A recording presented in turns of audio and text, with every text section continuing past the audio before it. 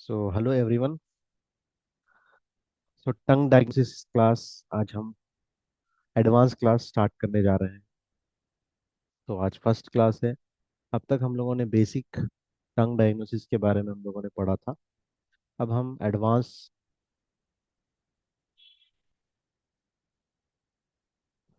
पढ़ने जा रहे हैं टंग डायग्नोसिस। तो आज क्लास वन है। तो बेसिक्स मैं आपको बताऊं। सो बेसिकली टंग डायग्नोसिस क्यों इम्पोर्टेंट है। इससे पहले की क्लास में मैंने बताया कि टंग डायग्नोसिस के बहुत सारे डायग्नोसिस के बहुत सारे टाइप्स हैं। जैसा कि मॉडर्न मेडिसिन में आपको डिफरेंट टाइप ऑफ डायग्नोसिस देखने को मिले। एक है लैबोरेटरिकल कल डायग्नोसिस। सेकंड है रेडियोलॉजिकल डायग्नोसिस और थर्ड है क्लिनिकल डायग्नोसिस। ये तो मॉडर्न जो ट्रेडिशनल वे में पहले से जो चलते हुए आ रहा, वो कौन से डायग्नोसिस है बहुत सारे उसमें भी। उसमें मेन थ्री जो है बहुत ज्यादा क्लिक हुए, बहुत लोगों ने, बहुत डॉक्टर्स ने, बहुत हकीमों ने, वेदों ने और बहुत सारे लोगों ने उसको इस्तेमाल किया। उसमें से नंबर वन है आपका पल्स डायग्नोसिस, जिसको नाड़ी विज्ञान कहते हैं। टंग डायग्नोसिस और आपका आइरिस डायग्नोसिस। ये तीन बहुत ज्यादा क्लिक हुए और ये ब्रॉड स्पेक्ट्रम है, यानी बहुत सारे बीमारियों का पता इनसे चल सकता है। जैसा कि दूसरे भी डायग्नोसिस है, पहले के लोग देखते थे यूरिन डायग्नोसिस, यूरिन को देखकर स्टूल डायग्नोसिस, नेल डायग्नोसिस। ठीक है, ये सब भी थे लेकिन ये इतना ब्रॉड नहीं है। ये शॉर्ट है। कुछ चीजों को ही आप पहचान सकेंगे, कुछ बीमारियों के बारे में ही आप मालूमात हासिल कर सकें। लेकिन ये ट्रेडिशनल जो पल्स है, टंग है, आइरिस है, ये ब्रॉड स्पेक्ट्रम है। ये बॉडी के हर ऑर्गन के रिलेटेड आपको प्रॉब्लम को बताएगा। तो इसीलिए हमने टंग डायग्नोसिस को चुना। ठीक है, टंग डायग्नोसिस इसीलिए इम्पोर्टेंट है। अब आइए टंग डायग्नोसिस के बारे में क्या है, क्या क्या कर सकते हैं हम लोग। फर्स्ट नंबर है एक्सेसिबिलिटी, आसान है। आपको यहाँ तक के पेशेंट को बगैर देखे भी आप डायग्नोसिस कर सकते हैं, सिर्फ और सिर्फ जबान देख। पल्स के लिए पेशेंट का होना जरूरी है, आइरिस के लिए भी पेशेंट का होना जरूरी है। लेकिन जबान का क्लिक कोई भी फोटो निकाल के आपको भेज सकता। तो इजी भी है और अफोर्डेबल है। आपको ब्लड टेस्ट कराने की जरूरत नहीं है, रेडियोलॉजिकल डायग्नोसिस जिसको हजारों रुपए खर्चा करने की जरूरत नहीं, सिंपल है। यानी आप देख के पांच चीजों का आप ध्यान में रखेंगे, जहन में रख के इजीली आप आसानी से रेमेडी का सिलेक्शन कर सकेंगे। रेमेडी के साथ साथ डाइल्यूशन का भी सिलेक्शन कर सकेंगे और डोज का भी सिलेक्शन कर सकेंगे। ये एक चीज है, बहुत इंपॉर्टेंट है। और आपकी बॉडी से पूरे बॉडी में टंग का कनेक्शन है। ठीक है, पूरे बॉडी में टंग का कनेक्शन। ठीक है, इस वजह से माउथ से लेके टो तक, बॉडी ब्रेन, माउथ से लेके ब्रेन तक सब ऑर्गन का कनेक्शन टंग से है। तो इसीलिए आप ऑर्गन रिलेटेड डायग्नोसिस इजी से कर सकेंगे।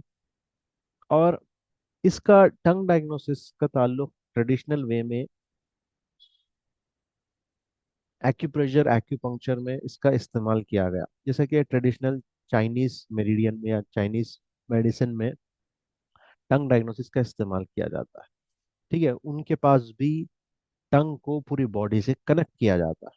तो ऑलरेडी इसका प्रूफ भी है हमारे पास कि एक system of medicine already tongue diagnosis में डायग्नोसिस करके बहुत ज्यादा सक्सेसफुल रेट ले रहा है। ठीक है। और हमारे इलेक्ट्रोहोम्योपैथी में वाइटल फ्लूइड्स कौन से हैं, लिम्फ एंड ब्लड, बहुत इंपॉर्टेंट। इनके वाइटेशन से डिसीज आएगी, इनके हेल्दी होने से बॉडी हेल्दी हो। ठीक है, अगर बॉडी के अंदर कोई भी इम्बैलेंस है, मींस बॉडी के अंदर लिम्फ एंड ब्लड की खराबी है। तो आप टंग के जरिए से बॉडी के अंदर लिम्फ की खराबी है या ब्लड की खराबी है, आप इजीली मालूम कर सकते हैं। तो इलेक्ट्रो होम्योपैथी भी इससे कनेक्शन हो गया। ठीक है, उसके बेसिस पे आप क्या कर सकते हैं, जो भी ऑर्गन अफेक्टेड है उस ऑर्गन की रेमेडी आप सेलेक्ट कर सकते हैं। ठीक है, और कुछ भी बॉडी के अंदर टॉक्सिन्स आ गए, इन्फेक्शन आ गया हो, उसका रिफ्लेक्शन भी आपको टंग पे देखने को मिलेगा। तो इस बेसिस पे आप टॉक्सिन्स के एलिमिनेशन के लिए भी आप रेमेडी सेलेक्ट कर सकते हैं। तो ये सब इम्पोर्टेंट्स है, ये सब चीजें टंग डायग्नोसिस में है, इस वजह से हम लोगों ने टंग डायग्नोसिस को सेलेक्ट किया। ठीक है, अब आइए बॉडी के अंदर कुछ चीज़ों का जानना जरूरी है। हमारे बॉडी के अंदर कुछ चीज़ें डेली बेसिस पे होते रहते हैं, वो है डीकम्पोजिशन एंड रिकम्पोजिशन। यानी बॉडी के अंदर आप फ्लूइड कोई भी लेते हैं तो फ्लूइड के वेस्ट प्रोडक्ट्स यूरिन के जरिए से निकलते हैं। सॉलिड है तो वो स्टूल के जरिए से निकलते हैं। और गैसियस है, वो एयरवेज के जरिए से निकलते हैं, यानी लंग्स वगैरह से। ठीक है, और कुछ फ्लूइड्स स्वेटिंग के जरिए से निकलते हैं। यानी ये 4 वेज है बॉडी के अंदर वेस्ट प्रोडक्ट्स का एलिमिनेशन। तो ये बॉडी के अंदर डीकम्पोजिशन, यानी यूरिन बना, ये डिकम्पोज हुआ, ये खराब चीज है, फिर वो निकल जा रहा है, रिकम्पोजिशन, यानी फिर से बॉडी के अंदर वेस्ट प्रोडक्ट्स निकल गया, फिर बॉडी हेल्दी हो गई। ये डेली का प्रोसेस। तो अगर ये प्रोसेस में भी अगर खराबी आएंगी, उसका इम्पैक्ट भी आपके टंग पे दिखेगा, आप इजीली देख सकेंगे। ठीक है, यूरिन का प्रॉब्लम हो, स्टूल का प्रॉब्लम हो, स्वेटिंग का हो, एयरवेज का हो, ये सब चीजें आप देख सकेंगे टंग पे। और एक चीज ये है कि जो ब्लड है हमारा, वो ब्लड क्या है, एल्कलाइन होना चाहिए। एल्कलाइन कितने परसेंट, 70 to 80% एल्कलाइन है। Acidic 20 to 30%। इसीलिए पीएच लेवल देखिए आप क्या है, 7.4, स्लाइटली एसिडिक है। ठीक है, 7.4 अल्कलाइन, 70 to 80%, एसिडिक 20 to 30%। अब अगर आप ज्यादा एसिडिक चीजें खाएंगे तो बॉडी के अंदर एसिडिक नेचर पैदा होगा, उसका इम्पैक्ट भी आपकी जबान पे गिरेगा। अगर अगर एल्कलाइनिटी कम हो गई, उसका इम्पैक्ट भी आपके बॉडी पे दिखेगा, जिसकी वजह से आप टंग के जरिए से उस चीज को मालूम कर सकेंगे। ठीक है, तो ये भी एक इम्पॉर्टेंट चीज। नेक्स्ट आए, जो बीमारियां हैं उसके रीजंस कितने टाइप्स के हो सकते हैं। अगर आप 100% बीमारी आ रही है तो 100 में से सबसे main first, second, third, fourth, 4 reasons हो सकते हैं। एक है रूट कॉज, या फिर यूं समझिए, आप यूं समझ सकते हैं, रीजन।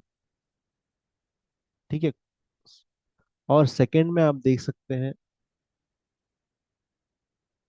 Root reason lifestyle.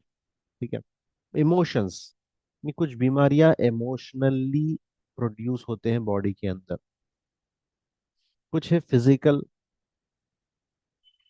कुछ है मेटाफिजिकल। इसके एग्जाम्पल के जरिए से मैं समझाने की कोशिश करूंगा।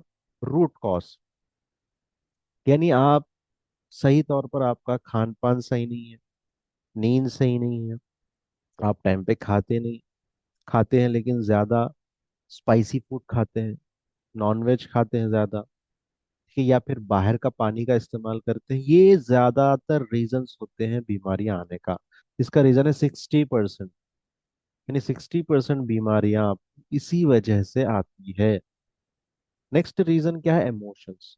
इमोशन कितने परसेंट है बॉडी के अंदर, 20%। यानी थोड़ी बीमारियों का रीजन क्या हो सकता है, इमोशनल। ज्यादा डिप्रेशन में चले गए, कोई चीज ज्यादा सोचने लगे, आप किसी की फिक्र करने लगे। हाँ, जैसा कि फाइनेंशियल इमोशंस है, फैमिली इमोशंस है, सेल्फ रिलेटिव इमोशंस है, फ्रेंडशिप रिलेशन है, या इनकम रिलेटेड बिजनेस रिलेटेड, ये सब चीजें क्या है, इमोशंस है। ये भी बॉडी को कमजोर करेगा, ये भी डिसीज लाने की एक वजह बन सकता है। ठीक है। तो पहला रीजन तो लाइफस्टाइल, रूट कॉज, कोई वजह है जिसकी वजह से बीमारी आई। ठीक है, वो 60% है इमोशनल, ये 20% है फिजिकल। यानी कोई ऑर्गन आपका डैमेज हो गया, कोई ऑर्गन कमजोर हो गया, ये फिजिकल बोलेंगे आप। जैसा कि थायराइड ग्लैंड ले लीजिए आप। थायराइड ग्लैंड क्या करता है, T3 T4 को सीक्रेशन करता है, जिसकी वजह से बॉडी के अंदर मेटाबॉलिज्म का रेगुलेशन होता है। यानी आपकी बॉडी मेंटेन रहती है, आपको डेली बेसिस पे एनर्जी यूटिलाइज होता है। तो ये किसका काम है, थायराइड। अब thyroid organ self physically damage, ये भी हो सकता है। इसके रीजन कोई भी रीजन नहीं, यानी आपका लाइफस्टाइल अच्छा है। बहुत सारे लोग बोलते हैं हम सब चीजें अच्छी करते हैं, लेकिन उसके बाद वो बीमार गिर गया। तो उसका फिजिकल खुद से ही थायराइड ग्लैंड फंक्शन नहीं कर पा रहा है प्रॉपरली, जिसको एलोपैथी में ऑटो इम्यून डिसऑर्डर भी बोलते हैं। खुद से ही बीमारी आ गई। ठीक है। तो ये 10% चांसेस है। मेटाफिजिकल, मेटाफिजिकल भी आपको 10% देखने को मिलते हैं। ये कैसे मेटाफिजिकल कैसा आप डिफाइन करेंगे। मेटाफिजिकल देखिए मैं बताता हूँ। मेटाफिजिकल भी आपको 10% देखने को मिलता है। तो रूट कॉज, रीजन, लाइफस्टाइल, जो भी है, इमोशन मैंने समझाया, फिजिकल मैंने समझाया आपको। मेटाफिजिकल, मेटाफिजिकल के मतलब ये है कि बॉडी के अंदर ये आपके खानदानी बीमारी हो सकती है। कुछ बीमारियां ऐसी होती है आपके अंदर नहीं थी, लेकिन आपके फादर के अंदर, आपके मदर या उनके मदर, उनकी ग्रैंड मदर वगैरह जिसको भी है हो सकती है। उनसे ये कंटिन्यूअसली ग्रोन अप हो रहा है, ये भी मेटाफिजिकल हो सकता है। या फिर मेटाफिजिकल का और एक मतलब हो सकता है, बॉडी के अंदर जो चीजें इंपॉर्टेंट है, यानी डायरेक्ट ऑर्गन है। देखिए, ऑर्गन है, ऑर्गन तो अच्छा है, इमोशन भी अच्छा है, लेकिन कोई रीजन भी नहीं है, लेकिन उसके अंदर एलिमेंट्स की कमी हो गई।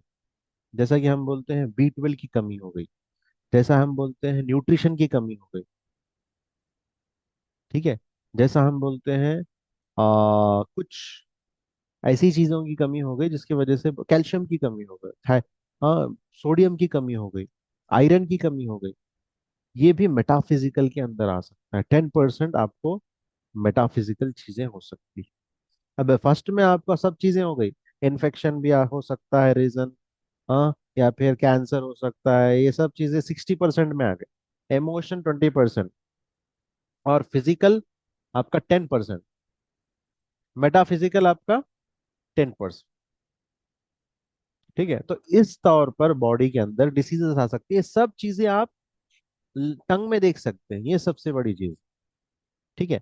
तो आपकी बॉडी बीमारी अंदरूनी तौर पे आ रही है या बाहर से आ रही है, सबको पहचान सकते हैं, एंटीरियर एंड एक्सटीरियर दोनों भी, जनरल और अ, पूरा बॉडी के अंदर जनरल डिसीजेस या क्रॉनिक डिसीजेस, सबको आप इजीली आप क्या कर सकते हैं, डिसीज को ट्रीटमेंट कर सकते हैं। अब आप देखिए, मोस्ट ऑफ द ट्रीटमेंट आजकल जो हो रहा है वो फिजिकल बेस हो रहा है, इमोशनल बेस बहुत रेयर, बहुत रेयर है, और रूट कॉज पे भी बहुत रेयर है। ठीक है। 10% पे ही इफेक्टेड ट्रीटमेंट किया जा रहा है दूसरे डॉक्टर के द्वारा। ठीक है। अब बॉडी के अंदर आप जो बीमारियां आती है उसको 8 हिस्सों में डिवाइड कर सकते हैं। उसमें से एक हिस्सा है जो यहाँ पे मैं बताऊंगा। बीमारी या तो एक्सटीरियर हो सकती है या इंटीरियर हो सकती है। यानी जो रीजंस हमने पढ़ा, 4 रीजंस हमने पढ़ा, उसमें रीजंस में आप लाइफस्टाइल या तो बॉडी के एक्सटीरियर में आएगा या इंटीरियर में आएगा। इमोशंस ये इंटीरियर है, देखिए इमोशंस। फिजिकल्स ये भी इंटीरियर हो सकता है, और मेटाफिजिकल ये भी इंटीरियर। एक्सटीरियर भी हो सकता है, इंटीरियर भी हो सकता है। जैसा कि आप जा रहे थे, रीजन देखिए, जा रहे थे, एकदम ठंडी हवा लगी और आपको सर्दी हुई, तो ये एक्सटीरियर रीजन है, कोल्ड। आप जा रहे थे, धूप तेज थी, धूप का अटैक हो गया, हॉट अटैक हो गया, सन अटैक हो गया, तो ये क्या है, आपका एक्सटीरियर। तो डिसीजेस आपके या तो एक्सटीरियर हो सकती हैं या इंटीरियर हो सकते हैं। इसके बारे में डिटेल में हम लोग डिस्कस करेंगे आने वाले क्लासेस में। ठीक है, एक एक करके। तो तो ये सब चीजें हैं। तो यहाँ पर अगर किसी को अ, अगर देखिए बीमारी अगर एक्सटीरियर है, बाहर से आई हुई है, तो आप ट्रीटमेंट मेटाफिजिकल का करेंगे कि मेटाफिजिकल में चेंजेस आई है। ठीक है, तो उसके लिए हमें लाइटर डाइल्यूशन। अब यहाँ पे देखिए डाइटर डाइल्यूशन का वर्ड यूज हुआ है, यहाँ पर हम लाइटर डोज भी बोल सकते हैं, और सही वर्ड तो लाइटर डोज ही है। ठीक है, लाइटर डोज यानी आप मेडिसिन को डिजोल्व करके देना है। ठीक है, अगर फिजिकल है तो आप स्ट्रॉन्गर डोज देंगे। ठीक है, स्ट्रॉन्गर डोज या स्ट्रॉन्गर डाइल्यूशन, स्ट्रॉन्गर डोज देंगे या फिर पॉजिटिव डाइल्यूशन देंगे, यहाँ पे नेगेटिव डाइल्यूशन। तो यहाँ पर D6 इस्तेमाल होगा, यहाँ पर D4 इस्तेमाल होगा। यानी कभी भी ऑर्गन के हिसाब से अगर बीमारी आ रही है, जैसे थायराइड के बारे में बात हो रही थी, थायराइड में आप पॉजिटिव डाइल्यूशन देंगे यानी D4 देंगे। वही खांसी सर्दी हुई, ये एक्सटीरियर, थायराइड का खराब होना इंटीरियर, एंटीरियर है। सर्दी खांसी होना एक्सटीरियर है, एक्सटीरियर की चीज अटैक करेगी मेटाफिजिकल, इंटीरियर की चीज अटैक करेगी फिजिकल। तो ये इंपॉर्टेंट है। तो फिजिकल अगर बॉडी के अंदर डैमेज होगा, फिजिकल अगर डैमेज होगा, तो ये इंटीरियर होगा बीमारी, इंटीरियर होगा तो हमें पॉजिटिव डाइल्यूशन देना है। अगर फिजिकल डैमेज या मेटाफिजिकल हो, डैमेज हुआ है, एक्सटीरियर है ये, तो आप नेगेटिव डाइल्यूशन देंगे यानी D6 देंगे। तो ये बहुत इंपॉर्टेंट चीजें हैं। जैसा कि यहाँ पे तो फॉर्मूला है लेकिन मैं इसको एक्सप्लेन नहीं करूंगा। ठीक है, तो ये चीजें याद रखना। अब प्लांट है, इलेक्ट्रोहोम्योपैथी में जो प्लांट है उसको एक्सट्रैक्ट करते हैं तो 3 स्टेप्स है, सल्फर है, मेर्क्यूरी है, साल्ट। सल्फर हमारे बॉडी के गैसियस पार्ट को ट्रीटमेंट करेगा, या फिर बॉडी को जो कंट्रोल करने वाला सिस्टम है जैसे नर्वस सिस्टम, एंडोक्राइन सिस्टम, इस पे वो फोकस करेगा। मर्क्यूरी ये liquid part of the body को फोकस करेगा जैसे circulatory system, glandular system. Salt हमारे बॉडी के सॉलिड जैसे बोन्स है, मसल्स है, इस पे क्या करेगा, अफेक्ट करेगा। तो इससे क्या हुआ, बॉडी के अंदर जो सेल है, ऑर्गन है, टिश्यू है, ऑर्गेनिज्म है, इसको तीनों चीजें होना जरूरी है, सॉलिड, लिक्विड एंड गैसियस। तो प्लांट के अंदर भी ये चीजें हैं, सल्फर, mercury, साल्ट। अब ये तीन चीजें बॉडी की तीन चीजों से मैच करेंगे तो हमारी बॉडी क्या होगी, हेल्दी होगी। अब ये देखना है आपको इंटीरियर या एक्सटीरियर है। ठीक है, मेटाफिजिकल है, फिजिकल है। ठीक है, या रीजन क्या है, दूसरा कुछ रीजन है, या इमोशन है। तो साइकोलॉजिकली हमें भी ट्रीटमेंट करना है। इमोशन देखिए 20% पार्ट ऑफ द डिसीजेस का रीजन होता है इमोशन, फिजिकल 10%, मेटाफिजिकल 10%, और 60% रीजन, अदर रीजन, कुछ भी रीजन हो सकते हैं बीमारी आने के। Okay, so this is all about, हमने ये क्लास 1 में ये सब चीज़ों को डिस्कस किया, टंग के इम्पोर्टेंस, क्यों पढ़ना है टंग डिसीजेस, और डिकम्पोजिशन रिकम्पोजिशन के बारे में बताया, root cause of the disease, cause of the disease क्या है इसको बताया, इसके बेसिस पे हम कौन से डाइल्यूशन, क्यों डिसीज आएगी, एक्सटीरियर हो सकती है, इंटीरियर हो सकती है, उसके बेसिस पे हमें डाइल्यूशन सेलेक्ट करना है। ठीक है, और प्लांट के एक्सट्रैक्शन टाइप्स मैंने बताया। तो ये था फर्स्ट क्लास, जो टंग डायग्नोसिस के ऊपर था।